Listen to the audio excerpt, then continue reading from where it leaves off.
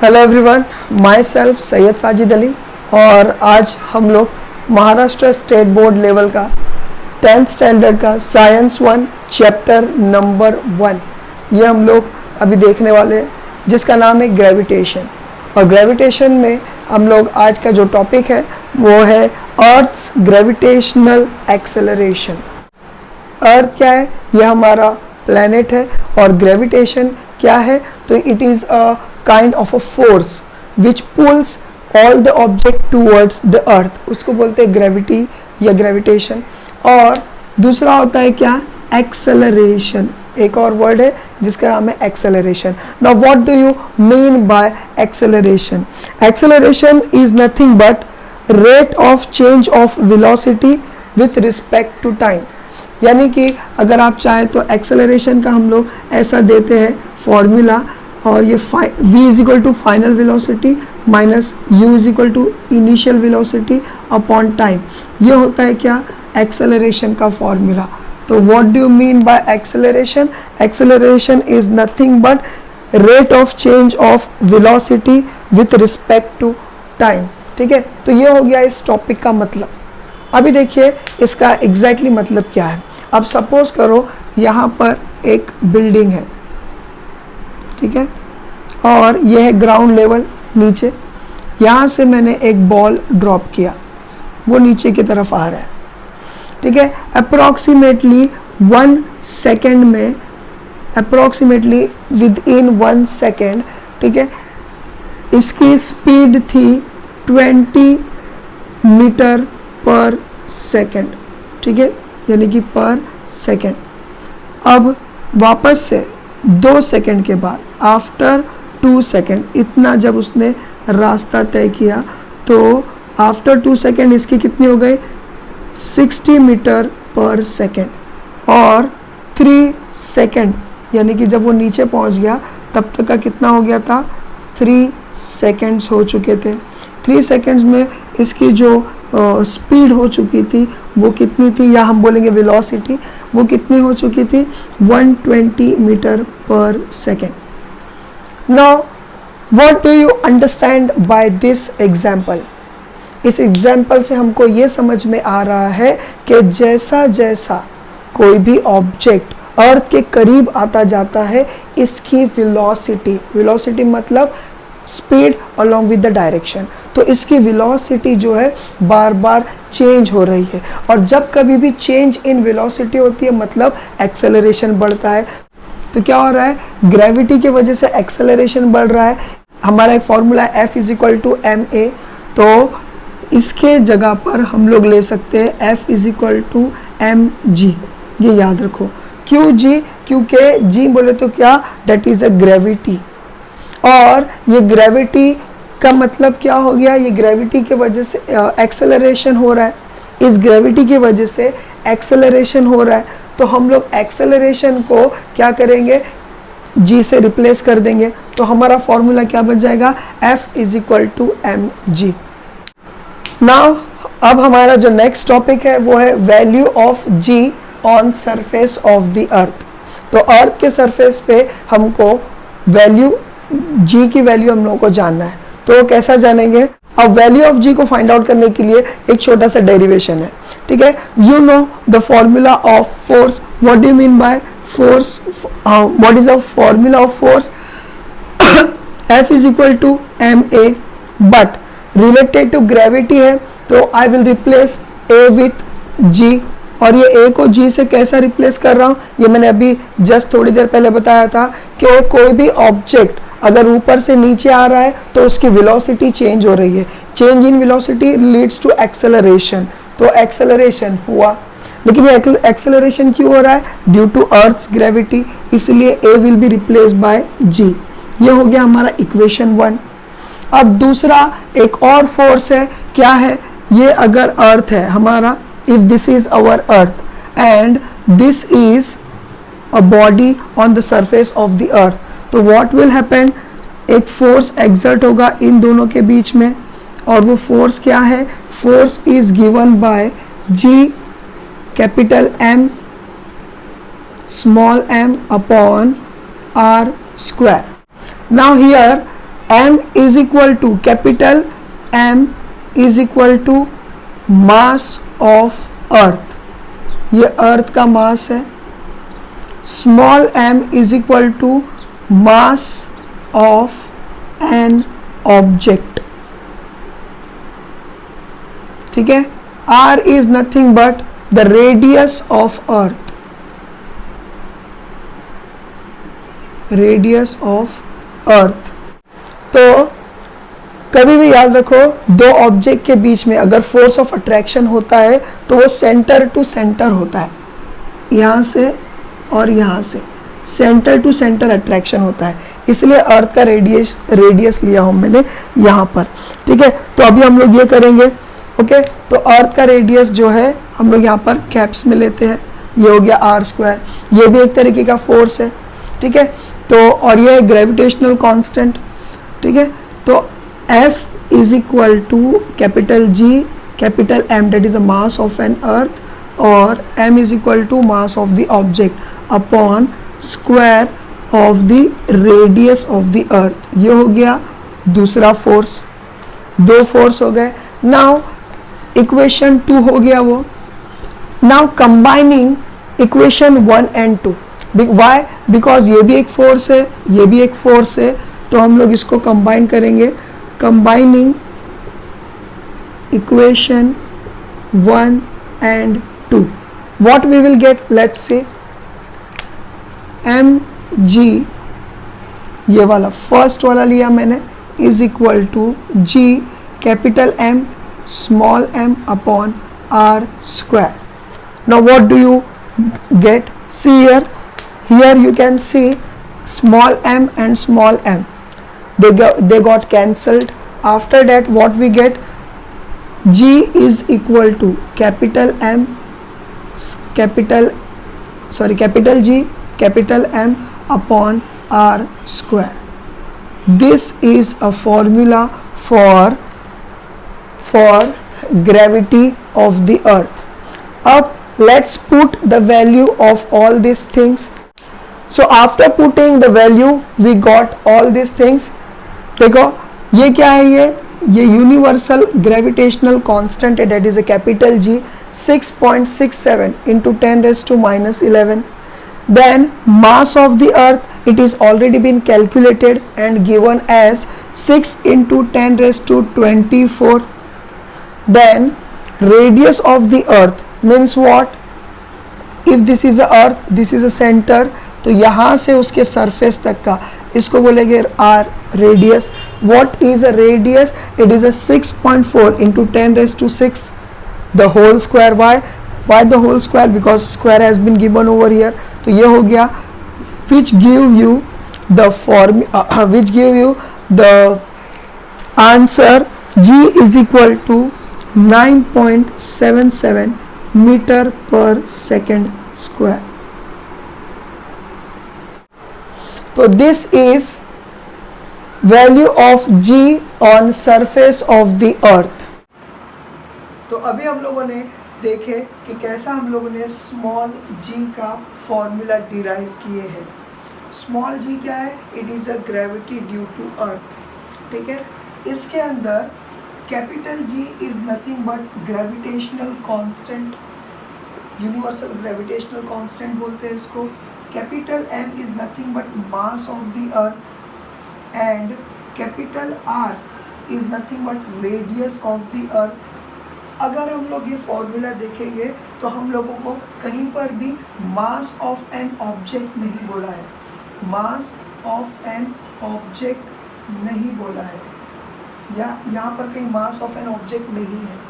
इससे क्या साबित होता है? इससे ये साबित होता है कि अर्थ की gravity mass of an object के ऊपर डिपेंडेंट नहीं है. मतलब ये एक ऑब्जेक्ट है जो वज़न है, ये एक ऑब्जेक्ट है जो हल्का है, एज़ कम्पेयर टू दिस ये हल्का है. मगर अगर मैं इसको ऐसा ऊपर से छोड़ता हूँ तो अर्थ की ग्रेविटी दोनों को इक्वल फोर्स के साथ नीचे अपनी तरफ पुल करेगी. इससे ये साबित होता है. और इन लोगों के ऊपर क्या और कितना पुल होगा वो अभी हम लोगों ने देखे थे. 9.8 मीटर पर सेकेंड स्क्वायर. इतना फोर्स हर एक ऑब्जेक्ट पे लगेगा। चाहे मैं ये डस्टर फेंक रहा हूँ और इस साथ में एक बड़ी सी ट्रक या कार क्यों ना गिर रही हो, डस्टर और कार के ऊपर, अगर कार और डस्टर गिर रहे हैं दोनों के ऊपर अर्थ सेम ग्रेविटेशनल फोर्स लगाएगा। इस फॉर्मूले से हमको ये साबित होता है या हमको ये पता चलता है। आई होप तुम लोगों को ये समझ में आया होगा। Now our next topic is variation in value of G. What do you mean by G? G is nothing but acceleration due to gravity. ठीक है, इसमें पहला है change along surface of the earth. तो इसको समझने के लिए let's consider one example. Now consider this as our earth. ठीक है, और इसको बोलते हैं pole. Upper part and lower part को क्या बोलते हैं? पोल।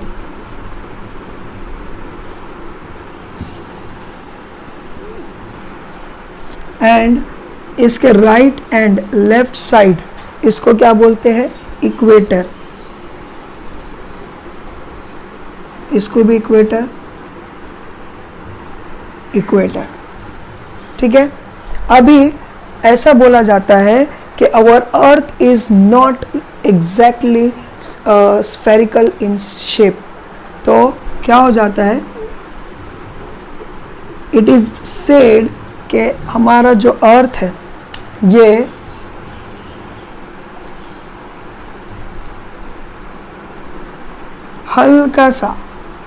हल्का सा जो है इक्वेटर की तरफ बल्जिंग आउट है, हल्का सा बाहर निकला हुआ है। ठीक है, और पोल पे थोड़ा चपटा है, अप्रोक्सीमेटली ऐसा। तो इसका रेडियस और इसके रेडियस में बहुत फर्क है। तो ये हमारा अर्थ है जहाँ पर अपर एंड लोअर पार्ट को पोल कहा जाता है, यानी यहाँ और यहाँ, और इसके साइड के जो पार्ट्स है उसको इक्वेटर कहा जाता है। Equator is slightly larger than the edge compare to पोल।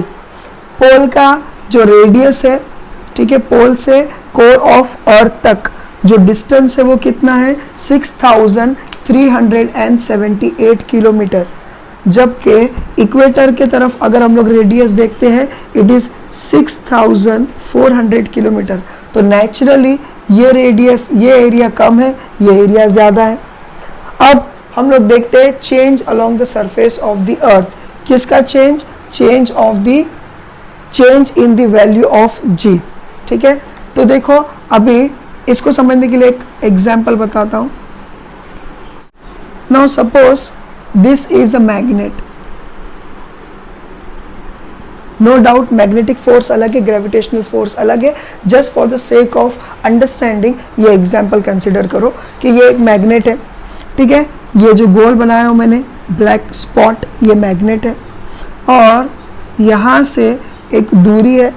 ठीक है, ये दूरी पे मैंने रख दिया एक आयन। ठीक है, naturally ion will get attracted towards the magnet, no doubt. लेकिन अब एक और जगह है जो इससे और ज़्यादा दूर है। यहाँ पर भी एक नेल रख दिया मैंने, ये भी it will also get attracted towards the magnet. लेकिन कौन सा ज़्यादा अट्रैक्ट होगा? नेचुरली ये वाला। ये क्यों अट्रैक्ट होगा? क्योंकि डिस्टेंस कम है। If there is a distance, less distance between the object and the source of attachment, definitely ये वाला फोर्स जो है ज़्यादा रहेगा, जबकि ये वाला फोर्स रहेगा मगर बहुत कम। वैसा ही एट पोल जी की वैल्यू ज़्यादा रहेगी 9.83, और ये होगा जी एट इक्वेटर। इक्वेटर पे क्या रहेगा? इक्वेटर पे कितना रहेगा? 9.77। क्यों ऐसा? बिकॉज नेचुरली यहाँ पर डिस्टेंस ज़्यादा है। कितना डिस्टेंस है? 6400 किलोमीटर। तो 6400 किलोमीटर है, तो अर्थ के सेंटर के तरफ अट्रैक्ट होने के लिए फोर्स कम रहेगा क्योंकि डिस्टेंस ज़्यादा है। और यहाँ पर देखो डिस्टेंस कम है। क्यों?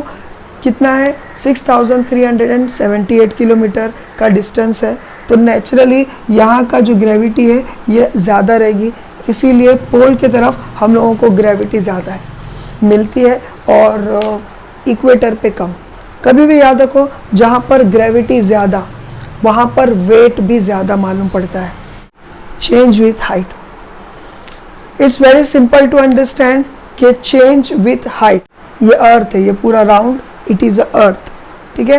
और क्या हो जा रहा है कि कोई ऑब्जेक्ट है जो इससे थोड़ा दूरी पर है, यानी कि उसके सरफेस से थोड़ा ऊपर गया है, तो और एक जो है उसके सरफेस पे है। डेफिनेटली ये वाला फोर्स जो है, ये वाला ऑब्जेक्ट जो है, it will feel more gravity. Why? Because it is near to the earth, और हम ये बोलेंगे it is near to the earth centre as compare to this object, बराबर है। तो इसको फोर्स ज़्यादा लगेगा, ये वाले ऑब्जेक्ट ए को फोर्स ज़्यादा लगेगा, जबकि बी वाला जो ऑब्जेक्ट है उसको फोर्स कम लगेगा। क्यों? क्योंकि ये उससे दूर जा रहा है। तो कोई भी चीज़ अर्थ के कोर से या अर्थ के सरफेस से जितना दूर जाएगी उसकी ग्रेविटी उतनी कम होते जाएगी, जितना करीब आते जाएगा उतना ज़्यादा उसको अर्थ की ग्रेविटी ज़्यादा फील होगी। तो ये होता है क्या? Change with the height.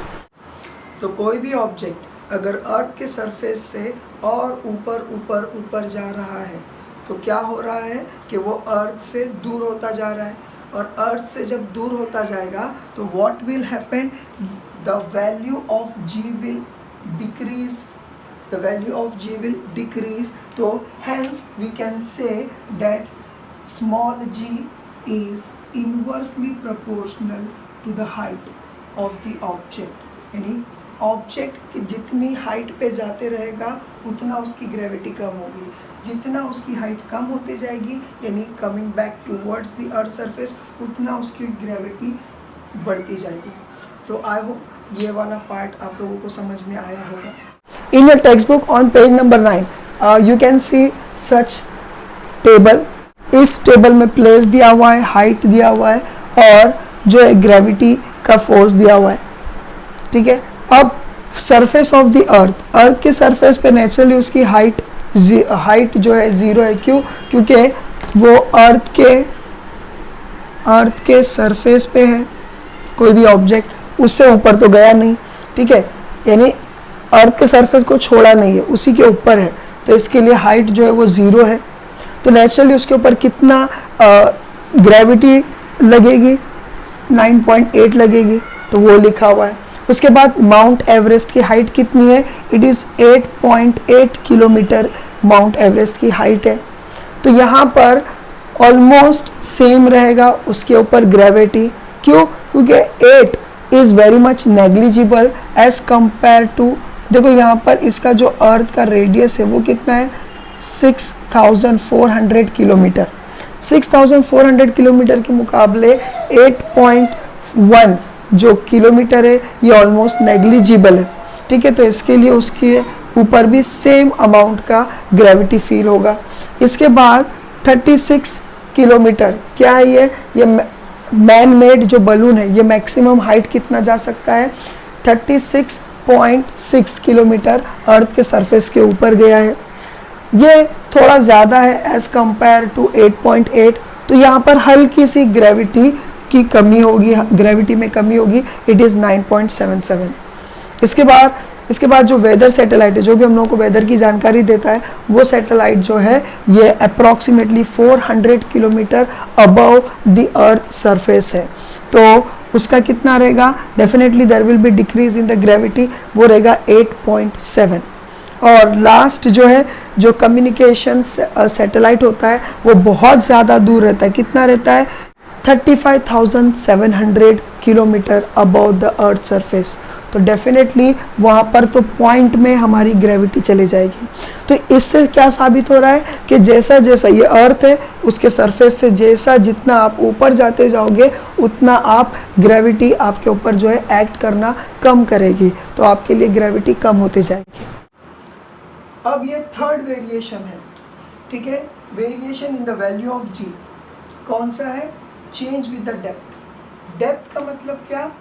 It means गहराई, इट मीन्स गहराई, कितना नीचे की तरफ जाते हैं। तो वैल्यू ऑफ जी डेप्थ के हिसाब से कैसा चेंज होगी, तो हम लोग कुछ एग्जाम्पल्स देखते हैं। सबसे पहला हम लोग अगर यहाँ पर इसको मैं अर्थ कंसिडर करता हूँ, दिस इज आवर अर्थ, ठीक है, and this is earth core, earth का ये कोर है, ठीक है। एंड यू नो कि अर्थ की जो ग्रेविटी है वो मैक्सिमम कहाँ पर है, उसके कोर पे है। कोर बोले तो क्या, सेंटर पार्ट, तो उसके सेंटर पार्ट के ऊपर ग्रेविटी जो है सबसे मैक्सिमम मिलती है, ठीक है।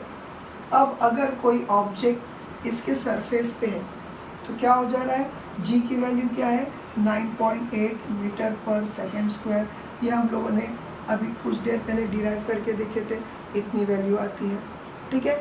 अब हुआ क्या कि सपोज करो मैंने इस ऑब्जेक्ट को लिया और उसको अर्थ के अंदर डाल दिया, अर्थ के अंदर डाल दिया। अब इसकी जी की वैल्यू क्या होगी, इसकी इस ऑब्जेक्ट के ऊपर ग्रेविटेशनल फोर्स कितना आ रहा होगा, तो याद रखो इसका आंसर है 0। क्यों 0, it became the part of the earth, ये अर्थ का खुद एक पार्ट बन जाएगा। अब बोलो क्या इसको ये फील होगा, नहीं, यानी इसके ऊपर अर्थ की ग्रेविटी फील नहीं होगी। समझ में आया। तो ये पहला सिनारियो है कि जैसा जैसा आप फिर आप उसको चाहे यहाँ पर रखो, यहाँ पर रखो, यहाँ पर रखो, कितने भी डेप्थ में डालो, अगर आपने उसको अर्थ के डेप्थ में डाल दिया तो it will be as good as a part of an earth. और जब तक का वो अर्थ का पार्ट है there will be no gravity exerted on this object. तो आई होप तुम लोगों को ये वाला पार्ट समझ में आया। ये पहला सिनारियो था फॉर द डेप्थ। अभी दूसरा सिनारियो, अब सपोज करो ये है बी वाला सिनारियो मैं अभी बता रहा हूँ, ये ए वाला था। अब दूसरा वाला, ये है हमारा अर्थ, ये है हमारा अर्थ, ठीक है, ये है कोर। नेचुरली अर्थ के कोर की तरफ ज़्यादा हम लोगों को ग्रेविटी फील हो रही है। अब सपोज करो मैंने अर्थ को इतना, अर्थ का मैंने इतना हिस्सा जो है,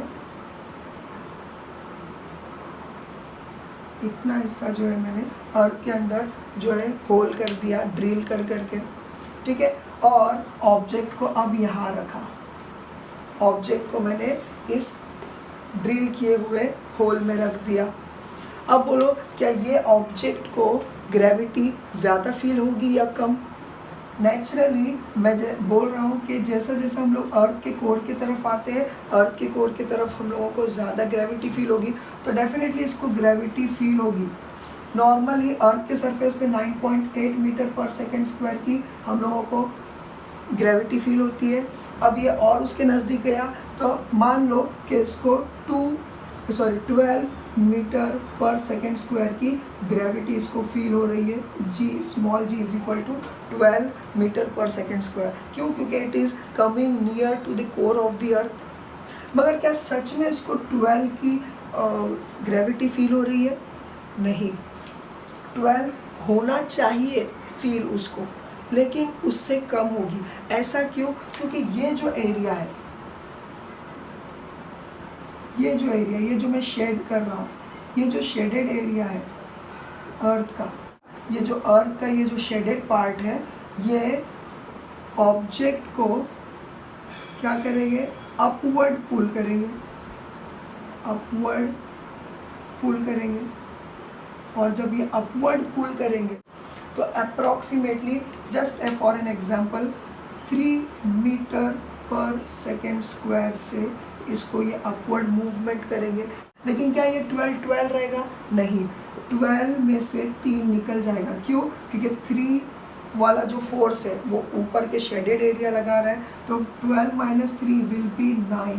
तो याद रखो यहाँ पर 9 मीटर पर सेकेंड स्क्वायर का उस पर फोर्स लगेगा, जबकि नॉर्मली इसके ऊपर 12 का लगना चाहिए था। Why, because it is coming nearer to the earth. Earth core, earth के कोर के करीब आ रहा था तो उसको ज़्यादा लगना चाहिए था, लेकिन उसके जो अपर एरिया है अर्थ के, वो उसके ऊपर ज़्यादा फोर्स थोड़ा और फोर्स एक्सर्ट करेंगे। जस्ट फॉर एन एग्जांपल 3 वाला, तो 12 में से 3 माइनस करेंगे तो नॉर्मली उसको 9 लगेगा। ठीक है, अगर आप चाहते हो कि उसको 12 वाला ही फोर्स लगे तो क्या करना पड़ेगा, तो इतना हिस्सा अर्थ का काटना पड़ेगा। इन शॉर्ट अर्थ को ऐसा फ्लैट बना देना पड़ेगा इस तरह से। ठीक है, अगर मैं अब इसको फ्लैट बना दिया तो यस, नाउ टोटली इसके ऊपर 12 वाला फोर्स लगेगा। क्यों? क्योंकि अब ऊपर की तरफ खींचने वाला जो अर्थ का रीजन था या एरिया था वो तो पूरी तरह से हटा दिया, तो अब ये एक फ्लैट सरफेस बन गया, तो ऊपर की तरफ कोई उसको पुल नहीं करेगा, तो देयर विल बी नो -3, तो डायरेक्टली क्या हो जाएगा, 12 मीटर पर सेकेंड स्क्वायर का इसको जो है पूरी तरह से pull towards the core of the earth होगा। ठीक है, आई होप ये सेकेंड सिनारियो आपने समझ गए। अब लास्ट एग्जाम्पल देख रहे हैं चेंज विथ डेप्थ के लिए। अब ये है हमारा अर्थ,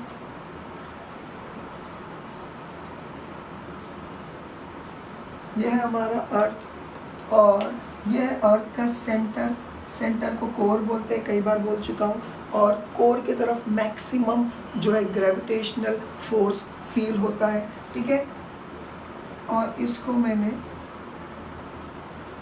ये कर दिया, क्या, हाफ में डिवाइड किया। आपको पता है कि अर्थ का जो रेडियस है वो होता है 6400 किलोमीटर, तो 6400 किलोमीटर इधर, 6400 किलोमीटर इधर, बराबर है। अब याद रखो ग्रेविटी वर्ड का मैंने पहले ही बोल चुका हूँ कि ग्रेविटी जो वर्ड है, in the very first lecture मैंने बताया था कि ग्रेविटी जो वर्ड है ये एक वर्ड से आया है, लैटिन वर्ड से, जिसका नाम है क्या, ग्रेविस। ग्रेविस का मतलब होता है हैवीनेस या हैवी। ठीक है, यानी कि कोई चीज़ अगर ज़्यादा बड़ी है तो उसका ग्रेविटेशनल फोर्स उतना ज़्यादा रहेगा।